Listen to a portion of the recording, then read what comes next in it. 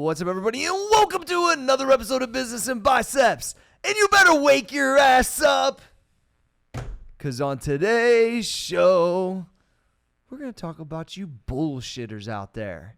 You know what I'm talking about, but if you don't, we're going to lay it out for you, huh, Fausto? I don't know if they do know what we're talking about. And I think a lot of people, you know, we have this sense of self that goes through our own filter, and we're ultimately biased towards ourselves. Always. Yeah, of course. So if you're a bullshitter, you're probably not going to know it because you probably refuse to believe it. I like that. And I look forward to kind of putting some things out there to give you guys a little test, little obstacle course. Yeah, this is also something I run through when people talk to me a lot.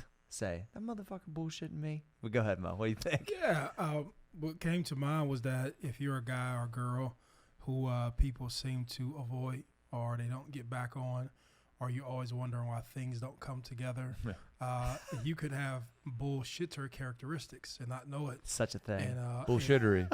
Yes, and I plan on So expounding on this topic. This is going to be fun. Yeah, a lot of expounding. I mean, I don't think I can wait any further. It's time for Fausto's World. Most Mo. can't. Most can't. So he's standing 60 feet tall. Oh, motherfucker, I feel good. And I say that because after coming back from vacation, he's gotten a table in his apartment. And this is like the coolest thing. Oh, It's a great setup. Thank you, And I thank think you. it's actually improved the dynamic of what we do. Yeah. So whether you did it yourself or I whether did. you did it yourself, Yes, I did. so I would say thank you. Oh, you're Right. welcome. I like it. Very welcome. And for that reason, you're 60 feet tall today. Thank you. What happens when you get 100-foot tall? Does that mean you got like a 30-foot dog? No, you got to buy a bigger building. Gotta buy a bigger building. Got to buy a bigger building. Yes. So we're on the beach. It looks like Okay. it's sunny outside. Okay. So we took the awning off, and it's time to rock the show. None other than Donnie Fausto to the stage. To the stage. Okay. Yes. So now I know. Okay, fans. Stage left. Thank you. I haven't even performed my first set yet, and they're already cheering. Everyone can hear it. Thank you. Thank you, Mo, for the introduction. But we're going to get into Fausto's World because it's time. Corey, it's time. Are you ready? Oh, I've been ready. Okay, cool. All right. So I want to... I'm on the edge of my seat, actually, John. Obviously. I want to just get into something that I would say is unavoidable.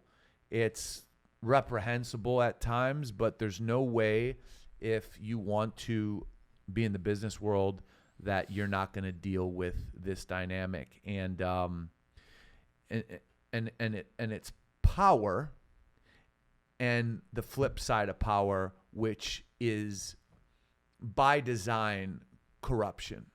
Because, and I'm not talking about politics here. I'm talking about when somebody builds a business or when someone amasses any form of power that can be leveraged for someone getting a job, to help someone out. Power structures are built to protect themselves and to protect their interests. That's why power structures are built. We refer to businesses a lot as machines.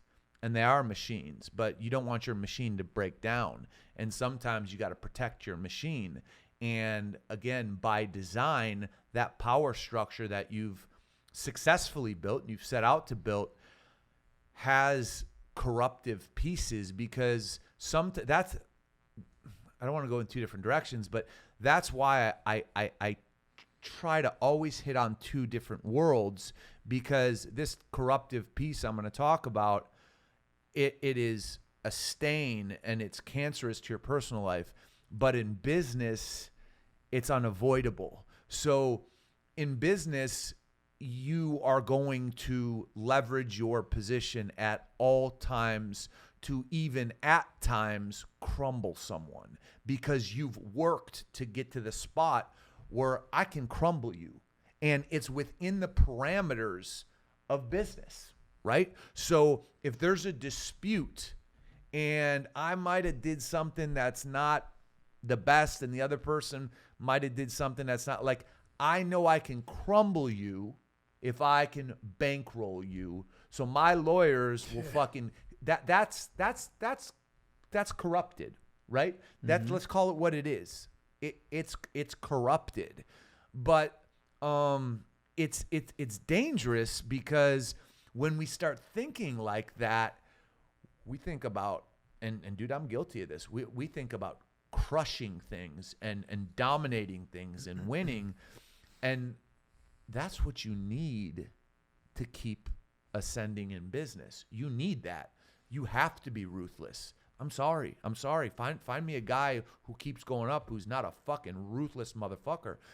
But if you take that and you can't differentiate your personal life from the other world that's business, and you just operate with that leveraging and, oh, I'm going to give you this thing in personal life, you owe me, and you act like people owe you shit, you are going to have a corrosive fucking life. And I'm gonna go to an example because, as I mentioned the other day, I'm reading a book on Jesus, and one of the favorite things that he always talked about was resisting any form of structure around what he did. Jesus simply wanted to share a message that I'm fallible. I'm not infallible. I make mistakes, but here are my ideas, and those who choose to want to hear them and engage, you are welcome. But there will be never a power structure around what I do, because what I do isn't a system. It is free. It's free because in those times, nothing was free, right? They killed him because he was a free thinker. So if we go back to the most famous person, probably the most influential person to me in my life, who spoke that when you set up systems and structures, corruption follows immediately after. Okay, let's think about the Catholic Church, who Jesus is their marketing tool that they whore out to keep that basket getting filled. And this is, to me, the most brilliant, in touch man prophet in history that he laid it all out for us. He had all the power at one time, and he rejected it. He said, no structure here, man. There's going to be no corruption. We're all going to be equal. But this is an example, right? And then if I snap you back into reality, think about having a business, and think about being a boss, and think about how you have to leverage things if you want to continue to grow. It's almost, we talk about, losing humanity in business. It's almost a sad reality, but that's why I always keep my hand on the pulse of, God damn it, you have to live in two different fucking worlds, because your mind can get fucked because you program it, and my mind has gotten fucked before in business. You program it to be that guy who leverages and steps on throats for power so you could win, so you could leverage, but then you're literally corrupted by definition. So I just want to put out to people the thought that structures are made first and foremost to protect themselves and support people. That's the first thing they do. So to be green enough, to be naive enough to think that things aren't going to be corrupted in any structure is really kind of some out there thinking. And I think for you young guys and gals who haven't got into this system, it's kind of a harsh wake up when you're like, wait, that's not fair. You're right. It's not fair, but that's how the world works. And again, we may not like it, but that's reality. And I think it's coming to balance these things that really is, it makes you think, and it's a challenge. Well, I'll tell you this, a few of the things that you let me just unpack my thoughts. One, I was a bit naive on the front end when I thought that just because people were doing business and they weren't hustling like they did in my neighborhood or sticking guns in people's faces, that corruption was gone, right? And once you get to the back door of business and you start to see the colluded relationships and you start to see the favoritism that goes on, and you start to see the ruthlessness. You start to realize that whether you like it or not, these are the games that are being played, you know. And when you're talking about working through, you know, working with the city, getting permits pulled, having to pull on different departments, you know, people being in positions for years on end, it's just a ruthless space to be in. And I can remember I was trying to be civil, and even with, just like in business, you're trying to have market share, right? And I knew that if I aggressively pushed in some space, that I would be disruptive towards another person. And so I went to them, and they took offense that I went to them, and I told them that if I come over here, I'm going to basically take business from you. And I was just saying, hey, can we just bust it up, and, you know, you take this and I take that, and we just we're fine with it. And a person, like in a crazy way, just like kind of like blew me off and talked shit to me. Ooh. And literally, you know, this is like 100% factual. It put me back in that criminal mind to say, I'm about to crush you now. Right. You know what I'm saying? But it's not criminal. It's business. It's business. And the more I move forward, the more people come in with the suits. They shake your hand, act like they're nice. They're trying to crush me too. And there's it's the nature of the beast. And I think I want to start to highlight more when you talk about business as a game, because sometimes I think we may hear it, but I think like to know that you're stepping in an arena, and this is the arena that I'm in, and this is the game that's being played. I think that needs to be, we need to make that more aware, that regardless of what you was taught in school, regardless of what your mother taught you, when you step on this football field, it starts with the power structure, and it starts with who has the most money. And then everybody on that field kind of trickles down to their position, is justified by who their supporter is, who the financer is, or who's the political structure. And no matter how righteous you may feel, or how American, or, you know, I want to do the right thing, it's just the nature of what you're in. And these systems have been here long before you, long before me. And truthfully, if you don't come and have some sort of ruthlessness in your mind, you're not going to last long, and you're not going to do good. And I don't know. That was just my. Did I engage appropriately? Dude, you know what I'm saying? Absolutely, absolutely. And it's, to me, it is a game, and you're 100% right. We're on the same wavelength, but the other side of it is it's hard to disengage from that once you engage in it, right? So if you're doing business all day long, and then it's personal, and so So let me tell you what I'm guilty of. I'm guilty of bringing that mentality home, and I don't know how to look at my lady or my daughter. Let me just tell you like this. I don't like, so my mind has become so programmed around business that I think that all of my daughter's actions should be leveraged to learn how to do business, because I understand that's the world that she's walking into. And she doesn't understand it, but when she gets her job or goes to college and gets her degree, whatever she may do, you know, I don't force her to do anything. She'll ultimately, like, we all end up in business. Like, whether we like it or not, I don't care who you are. You could be the man selling sweet potatoes, or you're in somebody's business. You're in somebody's business, you know. And me trying to kick the harsh realities, or me trying to say, this is not the best use of my time, this is not the best use of your time, and it comes off more coachy and dictator-ish, right, and to other people. But to my life, it brings structure, and it makes me succeed. And so I'm super guilty of it.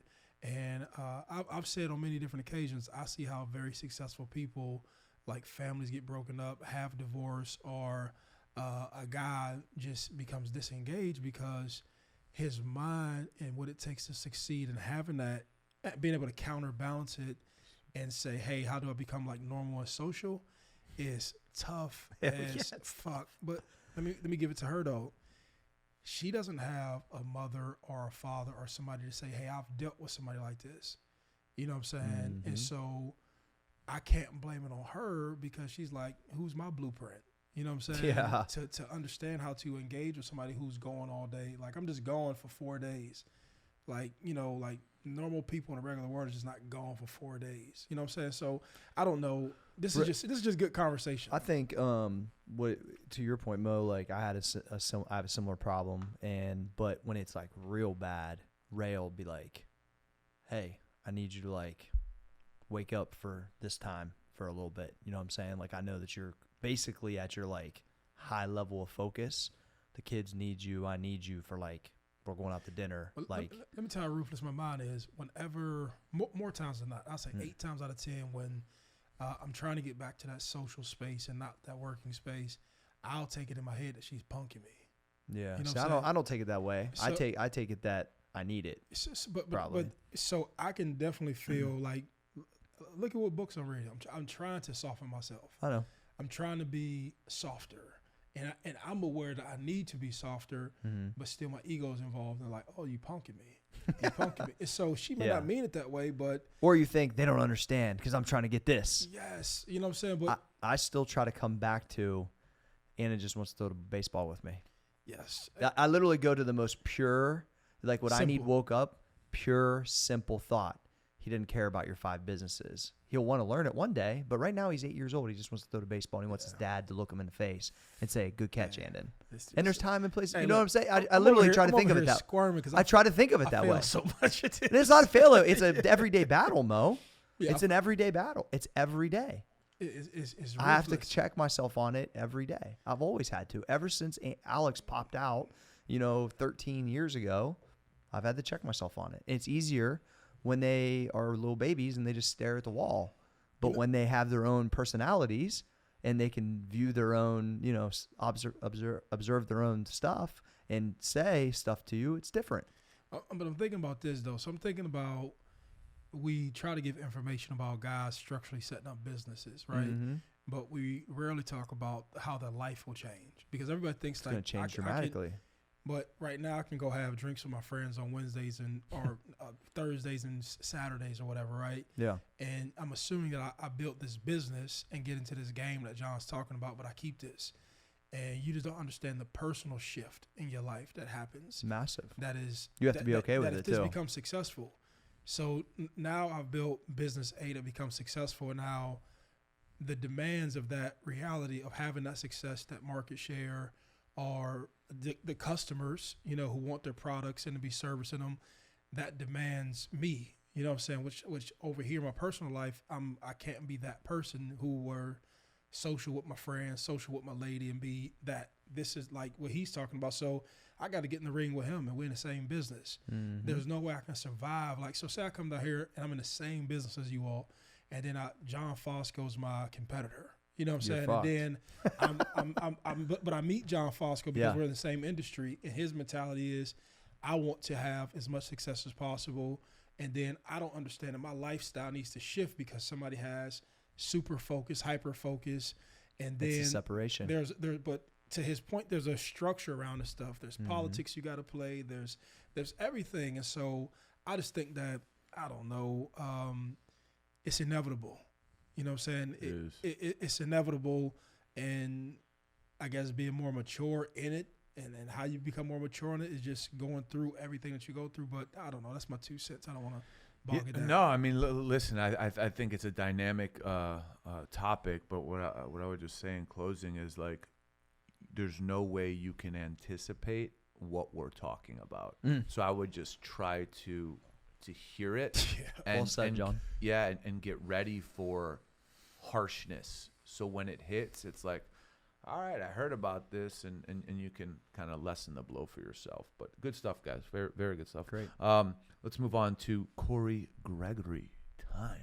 All right. Thanks, John. Good topic, by the way. No, thank you. Thank you. So, I always have this personal pull towards like old style, early 1900s.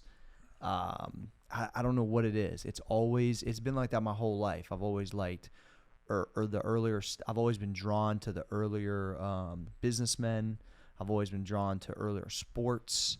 Big fan of ballparks because of the history. Yeah. That's I like why ballparks too. Fenway and Wrigley Field, things of Wrigley. that nature. I just like the Field in experience. Chicago. Like even when we went to Soldier Field, it's really about like hearing the dialogue of the people, Right. seeing how Right. much I they got care you. about their Yeah. fans. Like The I liked it. nostalgia. Yeah, I can't wait to go to Green Bay. Things like Yeah. that. I wanted because that's where Bart Starr was. You know, A lot what of I mean? big women there. Or Yeah. Vince Lombardi. Yeah. How you can throw that in is amazing. Hey, But- they love their cheese, dude.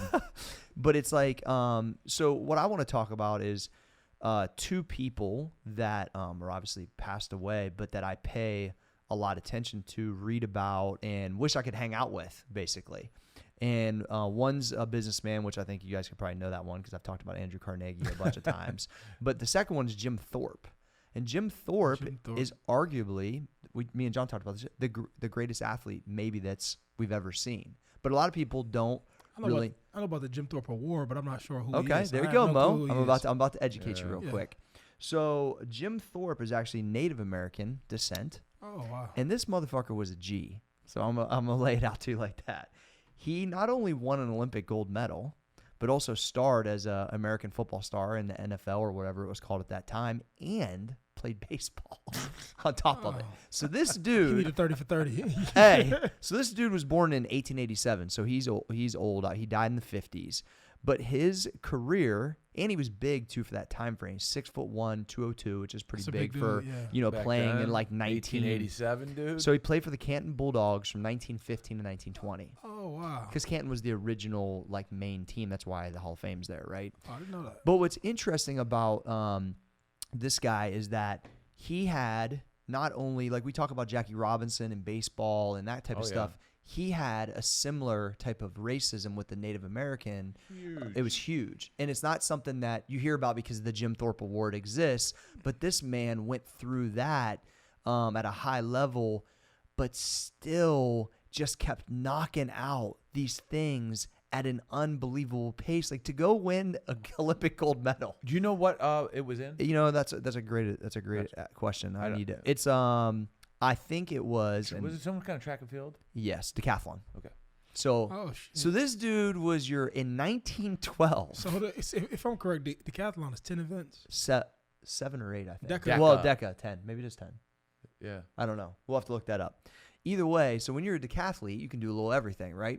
So he wins the decathlon in 1912, and then at the same time, his football career, he played for the Canton Bulldogs and the Cleveland Indians. I mean, it's just like, how much of a G are you if you can do all that and fight racist and you're stuff? American. So in 1887, American Indians, they're in certain areas, they're still in tribes, yes. And the ones who aren't, if anyone knows anything about the oppression of a group of literally voiceless people in our country, it's Native Americans. I mean, you talk to anyone who's on a reservation, the people are, and I'm not talking down, but the alcoholism is brutal, and drug abuse is obscene because we've given them the shittiest land in the country and say, hey, you don't got to pay taxes, but just stay in that fucking little North Dakota spot and don't move. It's a very oppressed culture that literally is voiceless. It's unbelievable, and that's why I love to return back things to history, because you can see high-level performers at such a different time frame of our country. He was also the first president of what was basically the APF, which became the NFL. So he was the first. So he was like such a leader that he also helped like push it forward for football in general.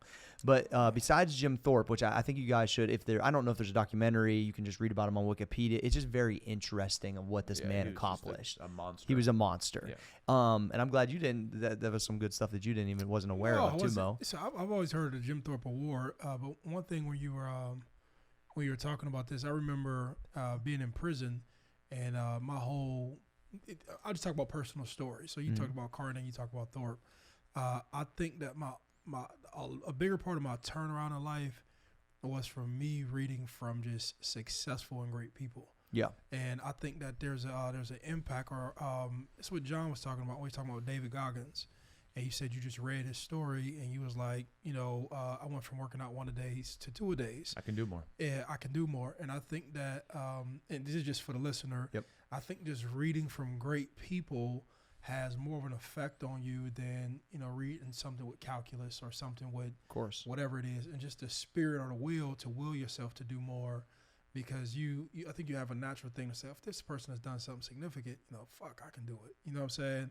Or you find yourself inside the stories. And so that think about a guy in that time frame, if he was great at whatever football, to think, oh, well, wait a second, could I compete as an Olympic athlete? Could I? The open-mindedness of to be like, I'm going to dominate all of this, straight up to where 100+ years later, you're still talking. It to me, that's like, But that's a no limit mindset. and that's kind of what I'm You know getting what I'm at. saying? Back And- to Master P.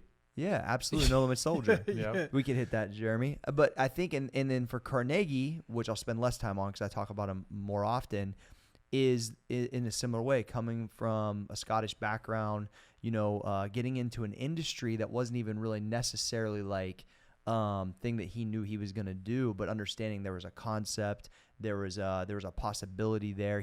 Me and John talk about this. He drove. So when I forget what the number was, but let's say steel was like $100. That's why. $120 an ounce. Okay, He that's broke why it down to they 40. exactly. I think even less than that at one point, Mo. And then they built the country on it, which made him Yes. one of the wealthiest people on the planet. It's just like once again, no limit mindset, and because he was one of the first kind of forefathers of personal development material. I can connect both. That's why I would love to hang out with him.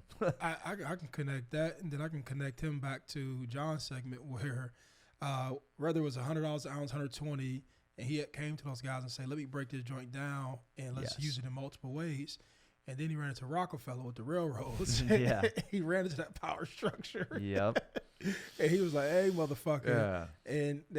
And whether he knew it or not, that power structure was waiting on him. So I just want Like, to hey, you want to get that steel across the country? Yeah, you want to get Motherfucker. And so Baby literally girl. these are people, and I think you got to look at the past sometimes to get excited about the future and see what's possible. with that's where the lessons are, man. Exactly. And I've always had a pull. I've always had a love for history for some reason, and I've always had a pull that I would have liked to participate in those days to some degree. I think it would Because be really cool. they were the wild west of business in Yeah. America. Yeah. It truly was every man for himself, and the possibilities were endless. Now you could say that with technology now, but it's different. We're talking about shipping. We're talking about building.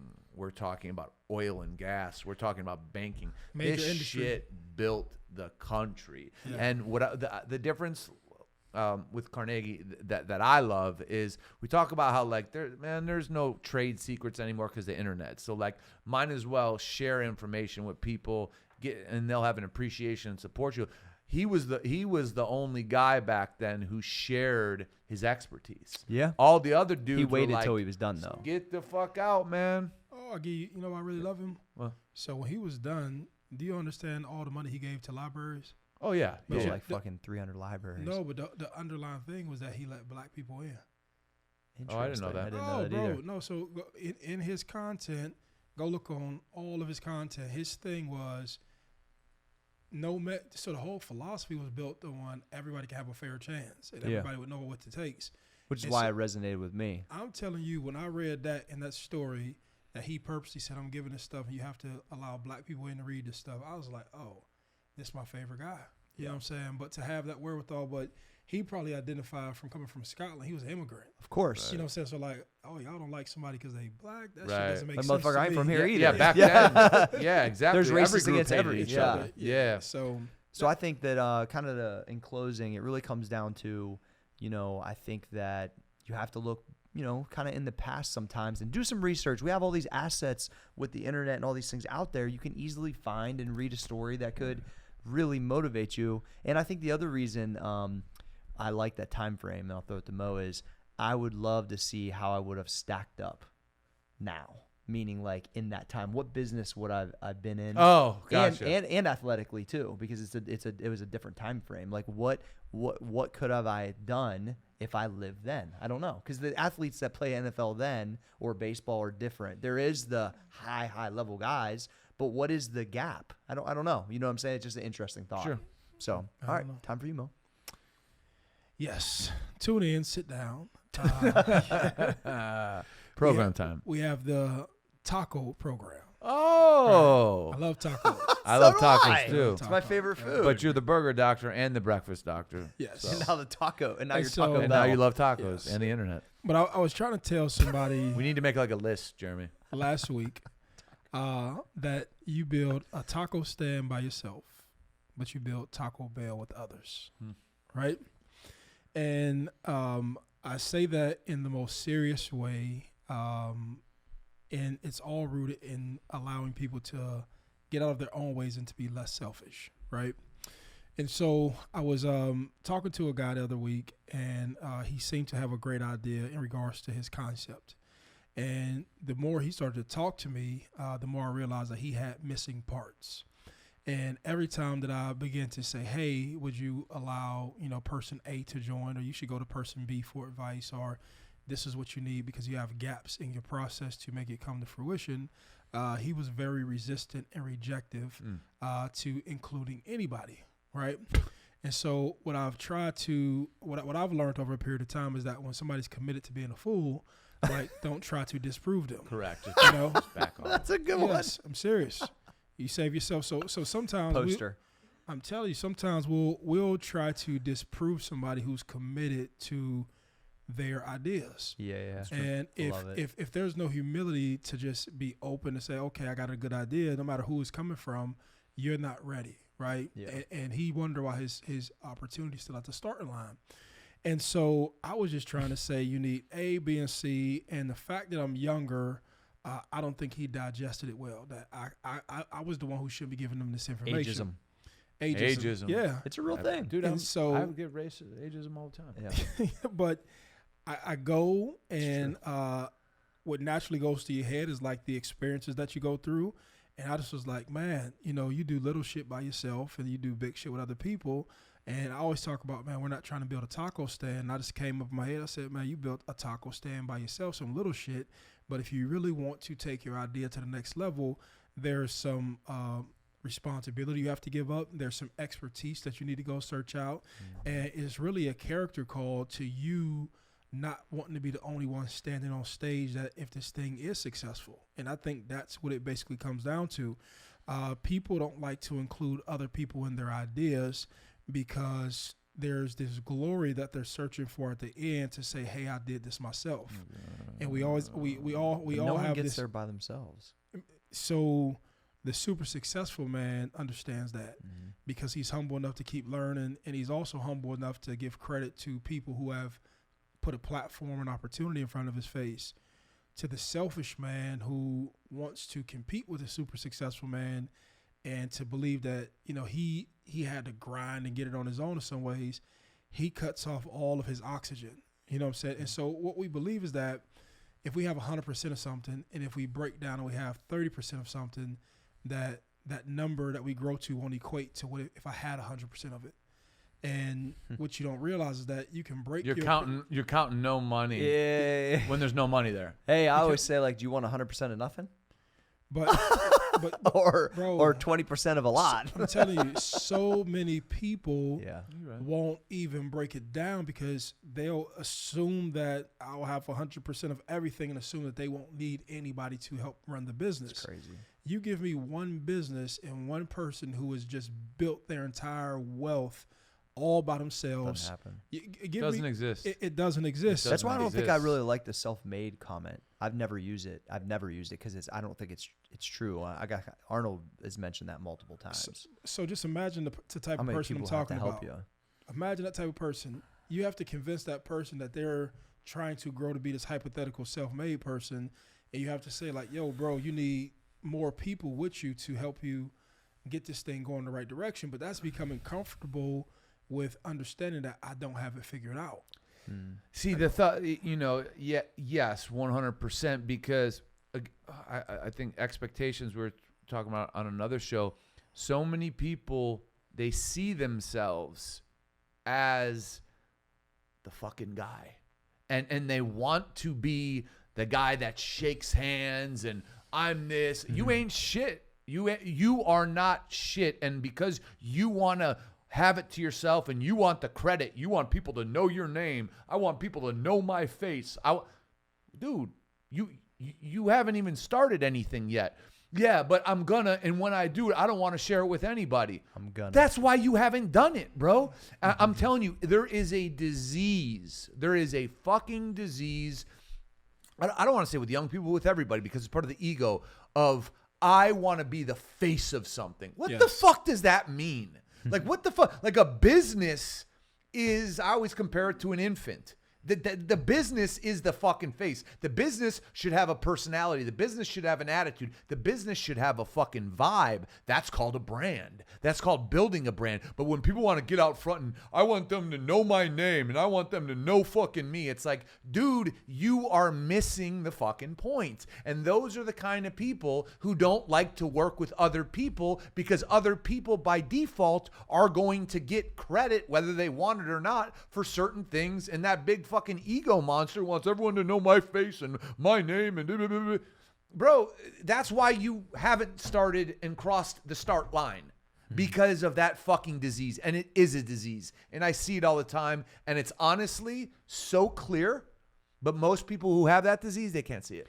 The reference, people used to always reference me being the face of MP, but I didn't do that on purpose, essentially. It just, my skill set of what was needed for the retention and the interaction just happened to be like line up. The skill set lined up with the need. With social media. Yeah, yes. and with the need and the timing.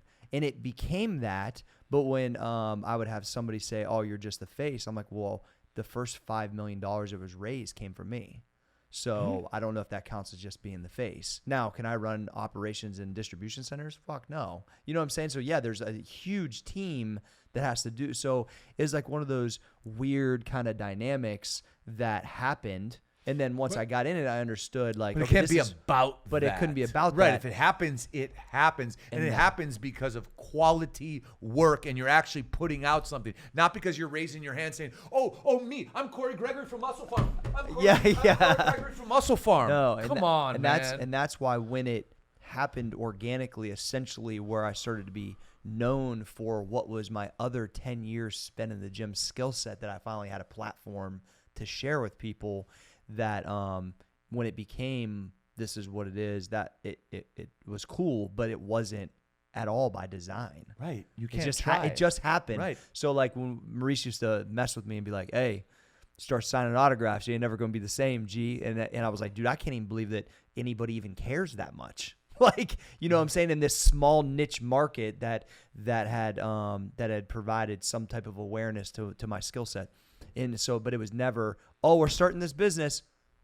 I'm the face. Why were you speaking, and why did you become the face? Because you were the most qualified to speak about programming and using the product. Yes. Not because you say, well, okay, I'm an owner, so I want to be the face. No. That you were never the works. most qualified Correct. to talk about programming and product application. That was the Not spot. because your name was fucking in writing as Correct. an equity owner. There's a reason. Exactly. And it's because you were the most qualified. And people need to fucking understand that. No, I agree with that. And John, what I want to compliment you on is when we came into these other businesses, you were like, dude, just don't pigeonhole yourself, because that's what you did in the last business.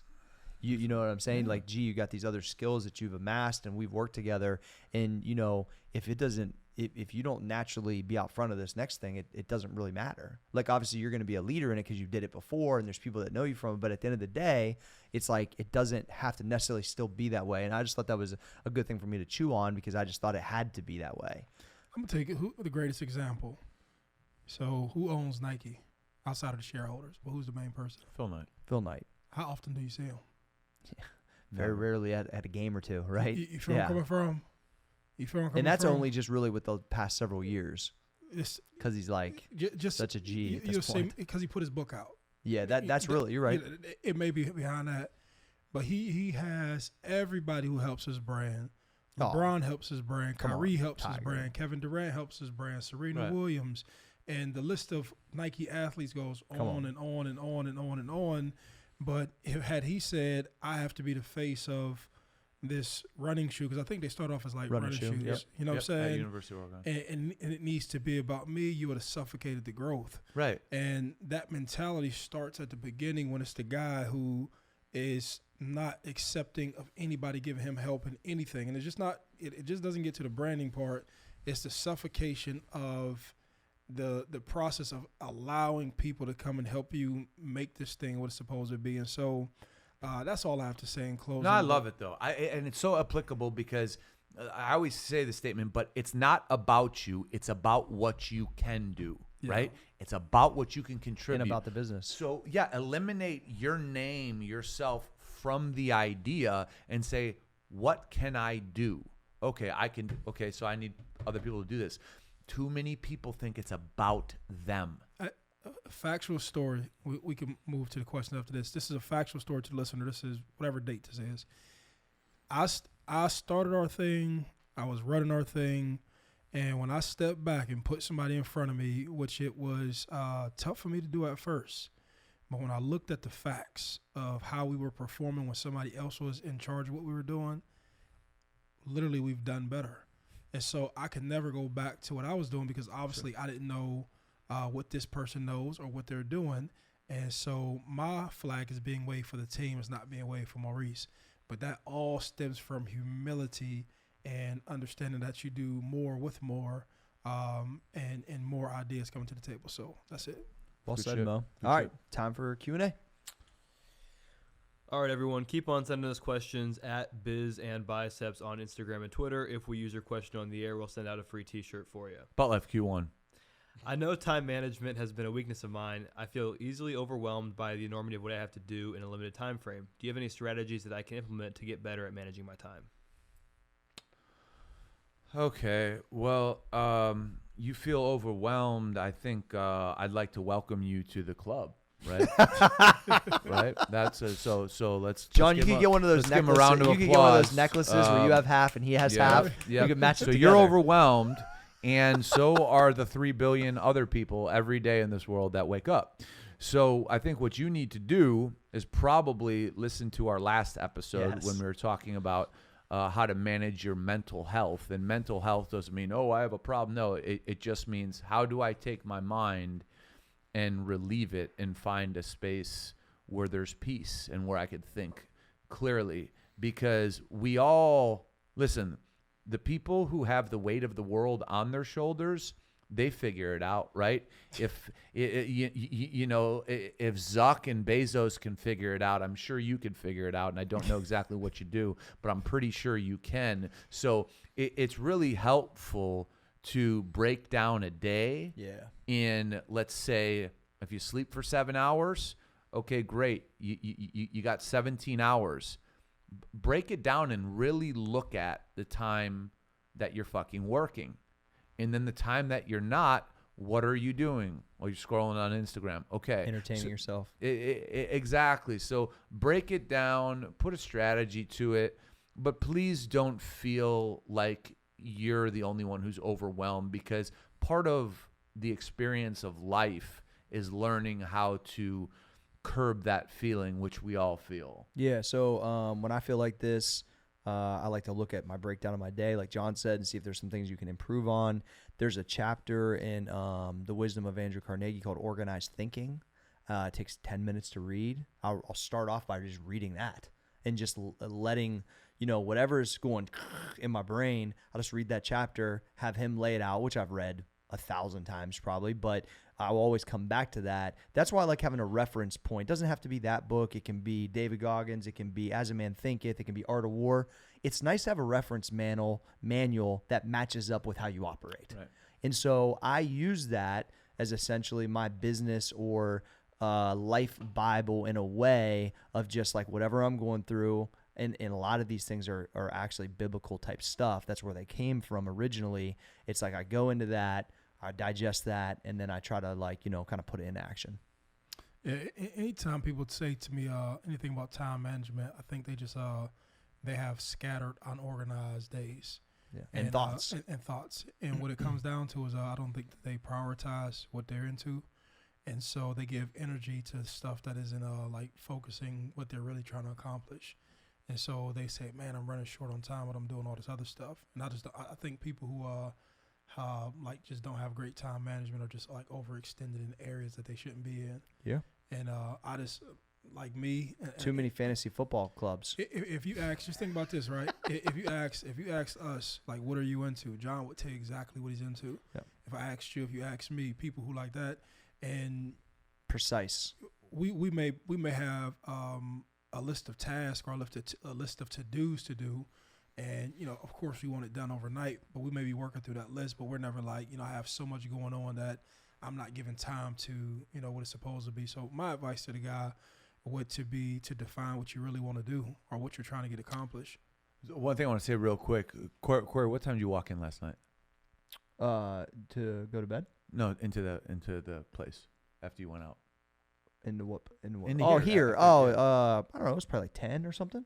Okay. Yeah. So I was in bed already and just about asleep because as opposed to feeling overwhelmed, I knew that what am I going to do? Watch some more TV or kill my eyes on my laptop? No, I got a lot of shit I got to do tomorrow. So I'm going to get it's as simple as that, right? Like, oh, I watch TV till 11 o'clock. Watch it till 9:30 and go the fuck to bed so you can get the fuck up earlier and do more. Or also, Shit. John, you understanding that that's what you needed to do. Absolutely. Just not because, and I'd never take offense. I'm in town. I don't normally stay up past 10 o'clock. I'm never out to 10 o'clock. Yeah. It doesn't happen, right? Yeah. But because of the situation, I was like, oh, yeah, I'll go with Jason, whatever, get another piece of pizza, do whatever.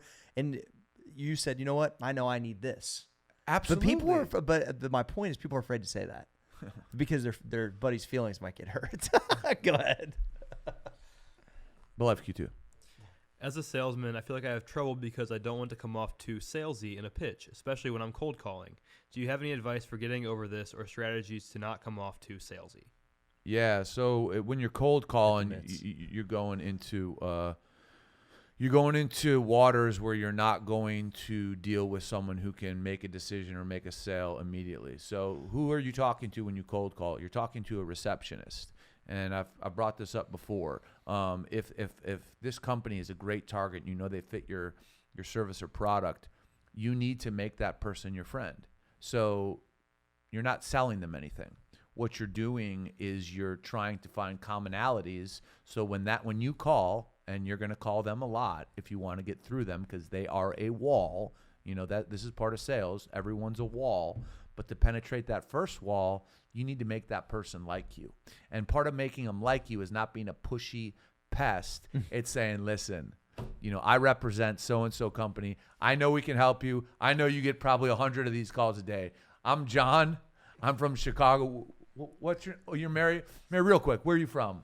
Oh, you're from Cleveland. The Browns are going to kill you. Just starting it, and they may not budge, but the next time be like, I saw the Browns picked up Kareem Hunt. You know what I'm saying? I don't know if that's the one you want to talk to with the woman receptionist. Odell Beckham then. Yeah, there you go. Whatever you say, but you have to grab the individual, and you have to make them be like, you know what? You are fucking persistent.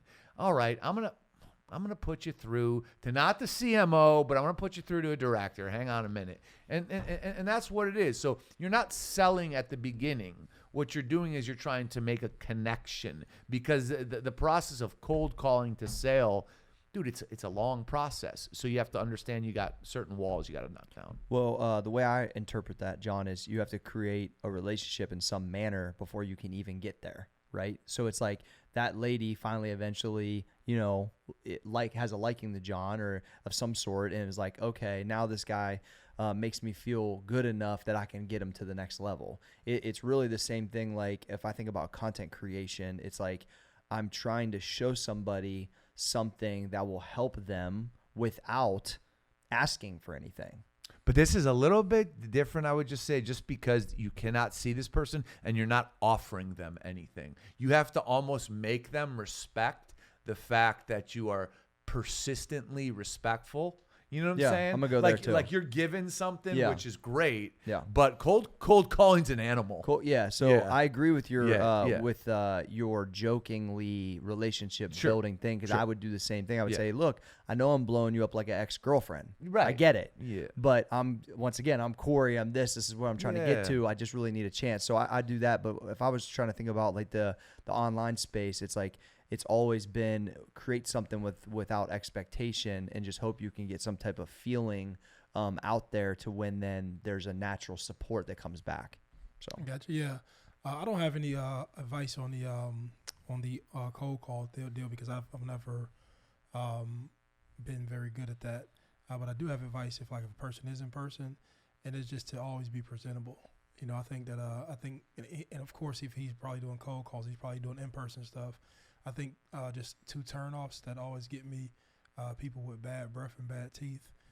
I'm serious. And people with bad shoes. I'll never buy anything off of a salesman with bad shoes ever.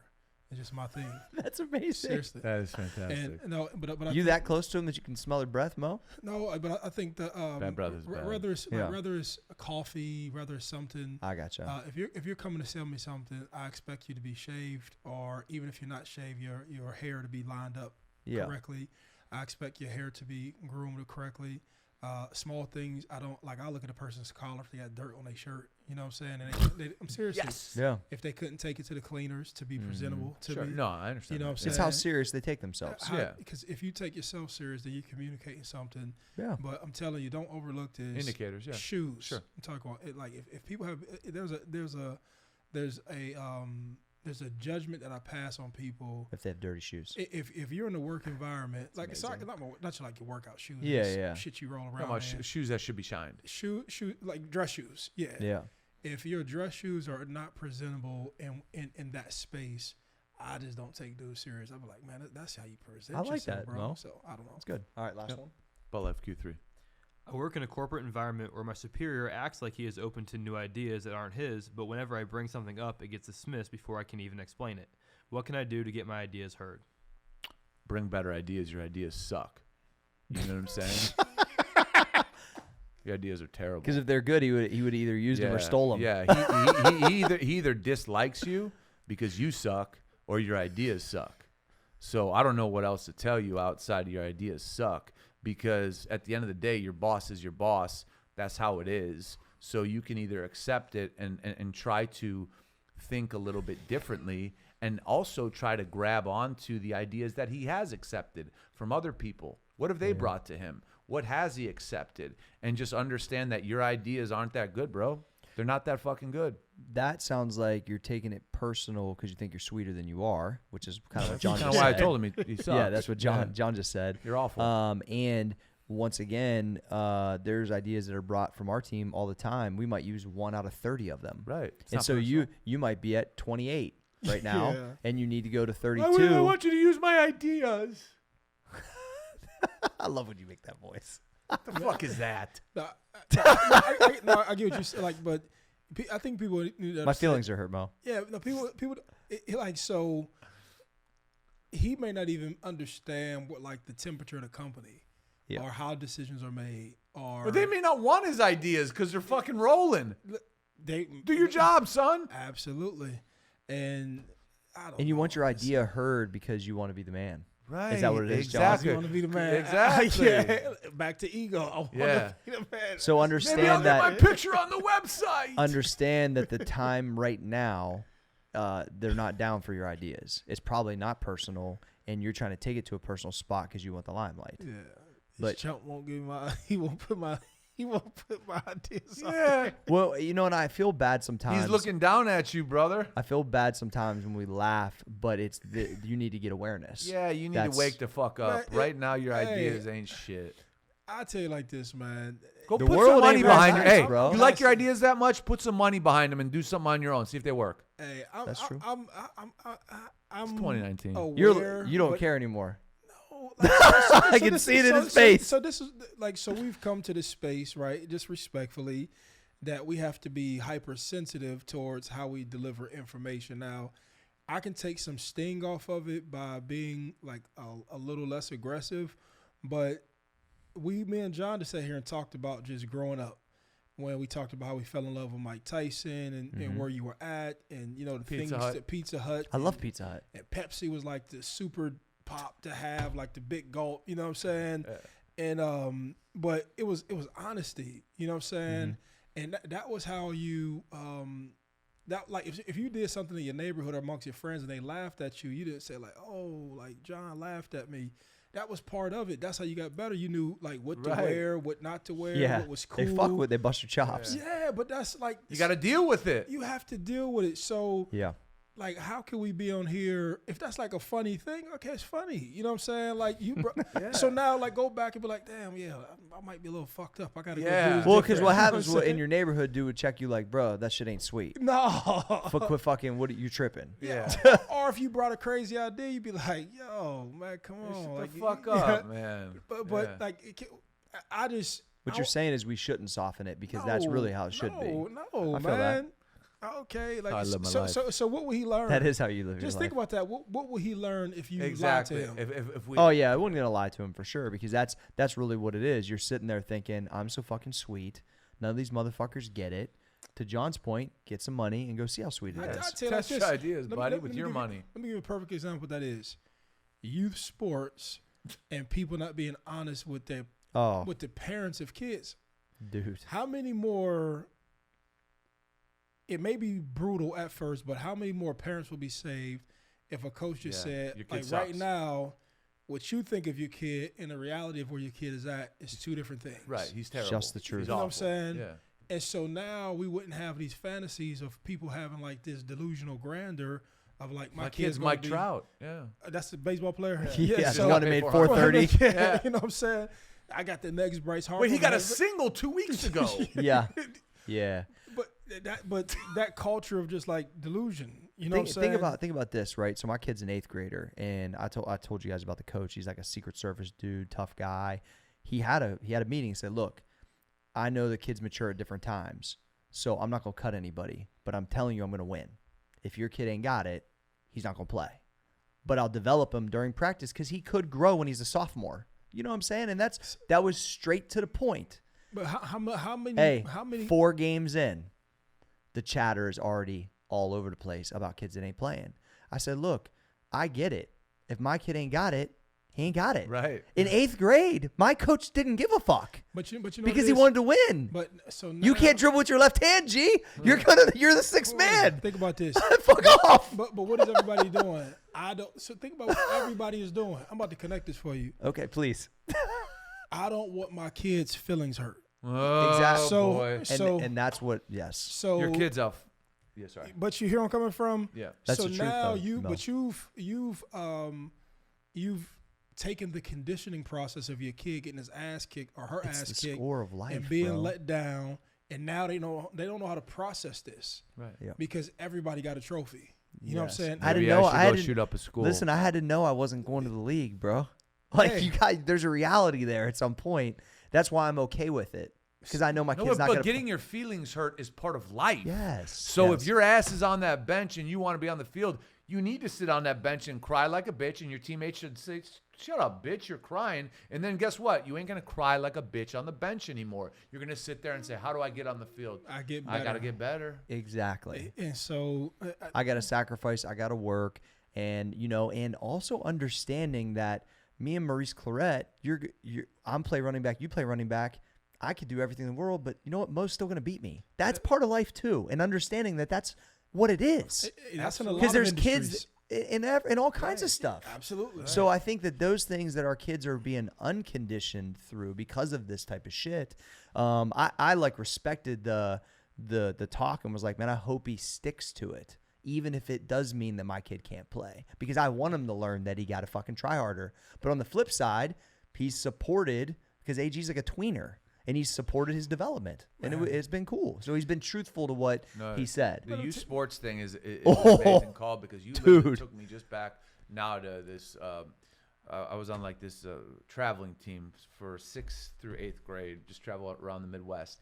And one of the coaches was a doctor with a lot of money, and he had 2 sons that were twins, and they fucking sucked. And there was me and this guy George was the point, I was the 2. When we were on the court together, it was fucking money.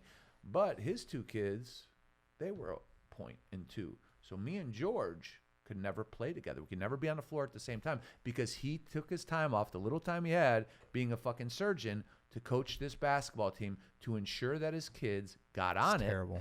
And I had to be on the floor with one of them, and George had to be on the floor with one of them because if they were both on the floor, we'd get destroyed.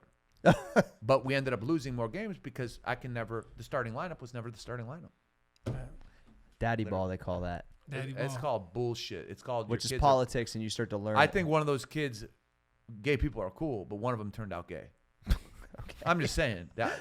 Yeah. I think it's time for the main event. Yeah. All right. Okay. So we're going to continue on this process of amazing content. treasure chest of content. Yeah, he's The real life punch you in the face content is box of content, burlap bag. we're gonna talk about bullshitters, Yep. bullshitterness, bullshitteritis, whatever we want to call it. Bullshitation. Yeah, you know what's so funny is Bullshittery. bullshittery is a great one. Yeah. I just have always associated this term with motherfuckers that just don't do what they say they're gonna do. And me and John were talking a little bit before we hit the button, and it was like, you don't even necessarily have to say that or commit to it, but people that continually commit and then can't back it up get a label. At least in my mind, I'm like, this motherfucker's a bullshitter. I'm not gonna put any time into him or any of anything. Like I can't even pay him no mind. Mm-hmm. As soon as you get that tag with me, bro, or guys that get it, they ain't fucking with you. Yeah, I mean the podcast is business and biceps, and I think this is important because you are guaranteed to go nowhere if you are a bullshitter in business. And I'll define bullshitter as just someone who is completely like, you're thinking right now, like you're listening. I'm talking to you. You think you're not a bullshitter. You. So, but here's the thing: you probably are a bullshitter, and you need to try to digest it like this. Like every time I make a commitment to someone, which is a choice. I don't need to commit anything to anyone. That's a fact. But every time I choose to, it could be once a month. I mean, shit, if you're smart, it's not very often. But it could be once a week, or it could be fucking 5 times a day. Is every time you commit to someone or doing something, do you do it? If you don't, you're a bullshitter. And listen, have we all had slip-ups in our life? Yeah, but what I would say to the bullshitter is, okay, if you don't follow through on your word, what are you doing to then correct it? Like, are you taking, because I'll take the bullshitter title off you if you go and take responsibility. Yeah. And you say, you know what, I said I was going to do this. You know what, I can't get it done. I want to let you know as soon as possible because I don't want to fuck up your shit. But here's the deal. But too many people, and this connects to wanting to be somebody, right? Oh, I can get that done. Oh, I can do. Oh, you can? Fucking Have at do it. it. A week later, what's up? Oh, it's going to happen on Excuses. Wednesday? Oh, okay, Wednesday comes around. Oh, you don't answer your phone. I text you. Oh, it says read, but you don't respond, and then I see your bubble pop up 58 times, but nothing gets written. Oh, yeah, you're a bullshitter. Out here bullshit In the streets. in the streets. What do they say in the streets? Mo? What, Oh, I got gang signs. is it bullshit? Is it bullshitting? All right. Yeah. I thought I was gonna get a new term, maybe. Nah, this motherfucker's a bullshitter. That's Yeah. just how they'll label you. But as you were talking, I call it like they're almost categorized like liars. You know, That's what it is. And people, I think people deal with people silently based on their integrity. But I think you kind of connected when you said it's all based on commitment or lack of commitment. You know what I'm saying? And I think the way that I take it, like the more I value my time, the more resentful I become of bullshitters, right? Ooh. Because I'll say to myself, like, man, I just gave you my time. And you know, when you give somebody your time, you're giving them personal space with you. Right. Yeah. You know what I'm saying? And there's value to it. It's value to it, and then you come to an agreement on something, or you think that this person is going to follow through on what they say, and then they waste your time, and then they basically get that character label as somebody who just doesn't follow through, somebody who bullshits, or somebody who's irresponsible, or just doesn't understand the value of the opportunity that they have in front of their faces. And I don't want any guys who are listening to this, whether in your 30s or your 20s, to overlook it. But when you waste people's time just because you want to flap your jaws or you want to sit down with them or just to say I had a meeting. Or 'Cause, look you know, cool. I had a meeting and took a picture of Maurice Claret. Yeah, but people like, so Cory. But you out here bullshit. The age that we're in right now, people think that they've had productive days if they can just say, I've had meetings. No follow-up, no follow-up, nothing being like manifested. But there's a from this. picture on Instagram afterwards that showed that they had a meeting, Mo. They've had a meeting, and I can seriously. We don't even have meetings. I'm about to That'll take I'm about to connect this for you. Please connect it for me. So then Treasure chest. this is the bullshitters, right? So then I put it online that big things are coming. This is shit On the happens. way. Oh, know, God, I know. CJ. Keep going. Yeah, so big things are coming. Had the meeting. You know, you take the picture. Do you remember when we lived in a time where nobody just even talked about anything that they were doing? That if they had a business that just like popped up, oh, that's what John does. They didn't, Nobody built business before until it was like They didn't right talk. before- Yeah, no. businessmen didn't talk Until when it I actually grew up, happened. man. Even When it did happen, like They they still didn't don't talk, talk. yeah. They went about their business. They were private, dude.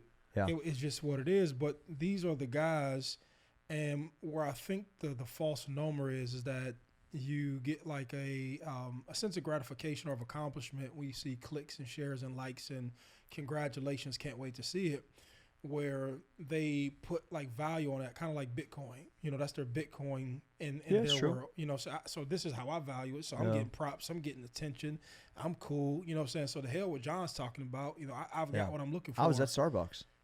But to the person running actual business, they're like, bro, you a fucking clown.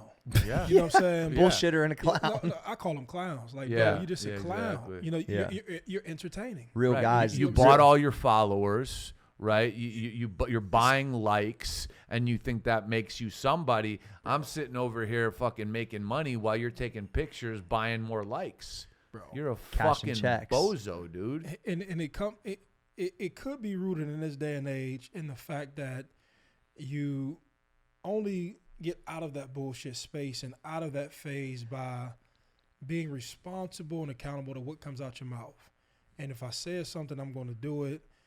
It doesn't matter if something else comes up. It doesn't matter. And now there's some reasonable excuses because I've fucked up stuff that I've had, like reasonable things that happen to where something didn't come through. But it's kind of like a test in school, right? Your kid goes to school, they don't get an A on every paper, but if they end the grading period with a 95, you say, okay, it's acceptable. You know what I'm saying? I know what type of student there's this is. situation, of course. But it's the same thing with character calls. You know what I'm saying? If you're more off the radar with completing what you say you're going to do than on the radar, then you're going to be labeled a bullshitter. And you would be surprised, like just as a character reference. So if an opportunity comes up, nobody's thinking about you because they Right. know for a fact that you ain't can't trying to deliver. get it done. Yeah. You know, I go like this. When I go and speak, I try to over deliver every time. So in case they're connected to somebody, somebody can say, yo, I heard him speak and he delivers. Man you know in what the I'm saying? arena. He'll come through for us. This would be worth the price that you'll pay for him for what he's asking for.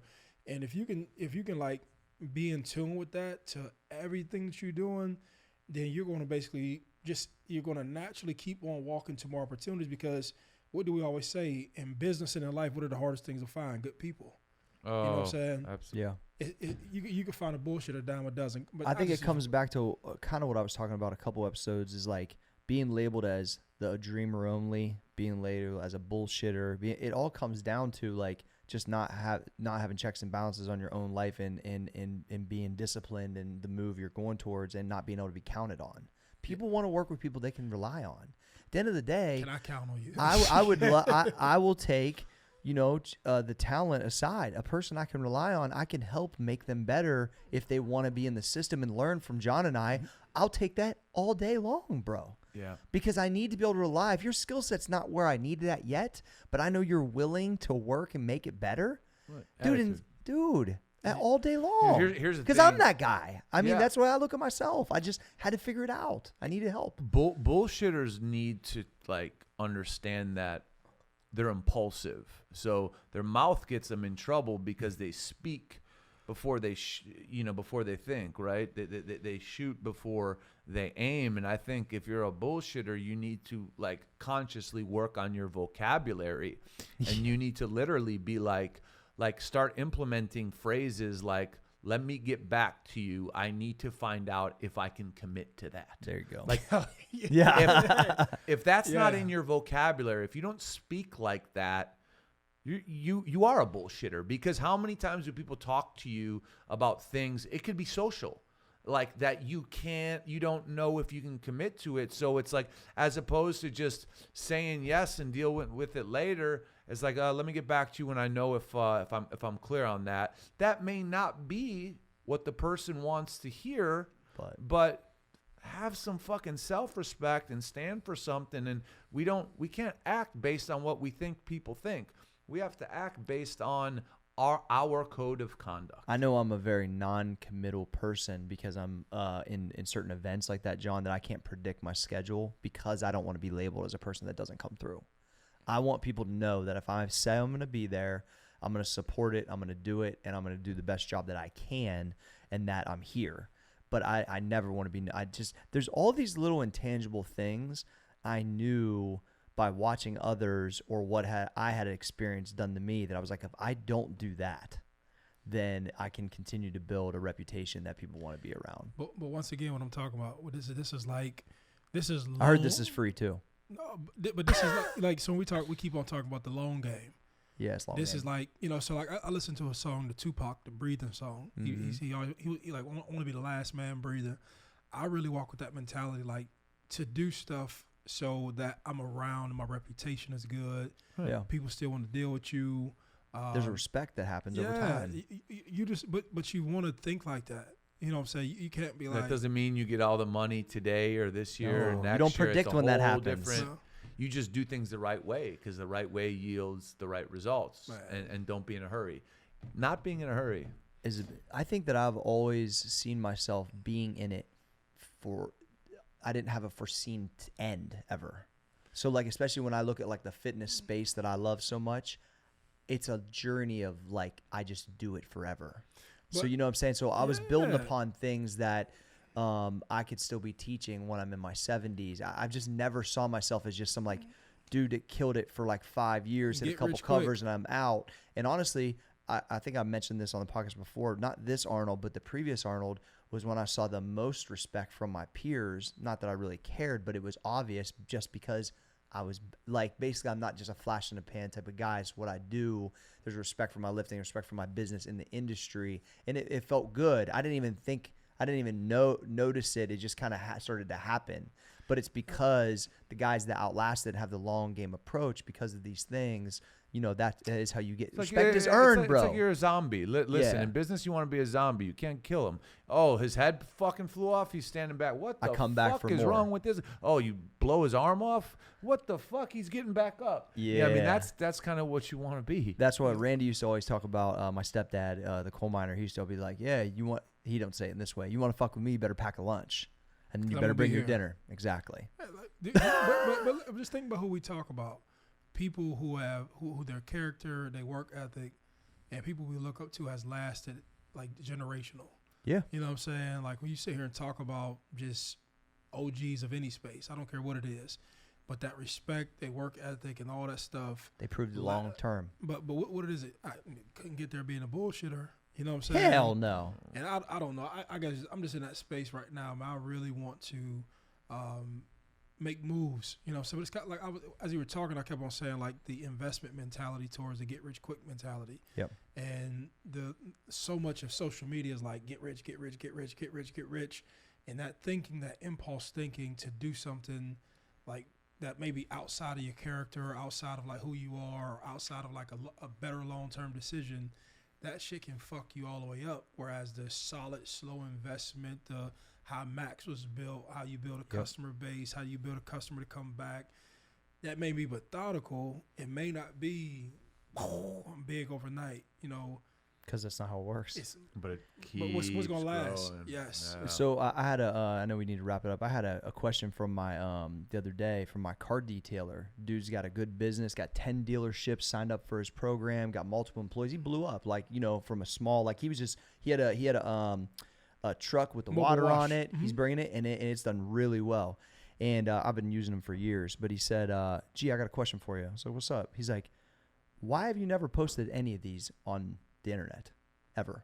He's like, because he's younger too, not quite a lot younger, but I said, dude, because this stuff is really about, I'm a car guy. My dad was a car guy. All my Italian uncles, they all GTOs and, you know, vets. They were coal mining. They made some money. They had nice rides. I'm like, dude, this is about me. This isn't really about anyone else. Look what I got. Yeah, look, is that going to happen? People are going to see it, of course, in person. But I got that because it was my own goal. It was my own fulfillment. I was fed up with driving a car that had a pipe bomb held as the fucking handle on the side. This was a thing that was fulfilling to me. And it's like I get in it any of the cars, and it reminds me of what I expect out of myself if I want to keep getting in it. And it's a different look. But what he said to me, he was like mind blown. He was like, dude, I rushed right to throw that up. I'm like, but dude, that's the problem. That's kind of what I'm getting at. We touch on this a lot, but it just kind of popped in my mind to say, like, these things. For what? For what? For what? The bullshit. You just see what I'm saying? It's all the perception stuff. I just think that the people need to just really take a look at what's really going on out there and what you really want for yourself, and try to decipher some of this content that we're laying out. And I think people can really benefit from it. So, all right. That's the best shit on the internet. Hell yeah. Best shit on the internet. Maurice Claret. 2019. Johnny Fausto. It's 2019 in this piece. Can the podcast be stopped? In the streets, The podcast get